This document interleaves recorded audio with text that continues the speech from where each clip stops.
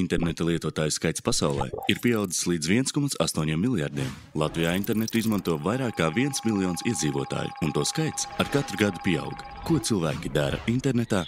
Lasa ziņas, sazinās ar draugiem, iepērkas vai arī vienkārši sērfo. Lai interneta mēdīji nopelnītu, tie izveido savās mājaslapās reklāmas laukumus. Savukārt uzņēmēji pērk reklāmas laukumus, lai pārdotu cilvēkiem savas preces un pakalpojumus. Interneta mēdīju skaits pieaug, un lai reklāmas precīzāk sasniegtu cilvēkus, uzņēmēji sadarbojas ar aģentūrām. Tās veic mēdīju plānošanu, reklāmu izvietošanu un kampaņas rezultātu izpēti. Pareiza mēdīju kanāla izvēle nodrošina efektīvāku komunikāciju. Aģentūras izmanto tehnoloģijas, lai izvēlētos atbilstošus mēdīju kanālus. Lielākie interneta mēdīji vēlas būt pieejami aģentūrām un ievieš online reklāmas rezervēšanas sistēmas. Sistēmas atvieglo aģentūru darbu, bet interneta mēdījiem to ieviešana prasa izmaksas.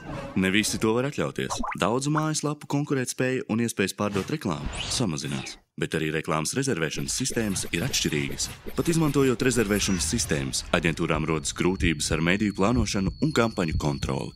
Reklāmas laukumus var iegādāties arī pie reklāmas tīkliem. Tie apvieno mājaslapas, ļaujot reklāmas pircējiem sasniegt pēc interesēm dalītu auditoriju. Reklāmas tīkli ir starpnieki. Tie pērk no mājaslapām reklāmu pēc iespējas lētāk, bet pārdod to dārgāk. Ne visi tīkli ļauj aģentūrām un klientiem precīzi izvēlēties, kurā mājaslapā vai reklāmas laukumā reklāma parādīsies. Bieži mājaslapas kļūst par tīklu ķilniekiem un pelna maz.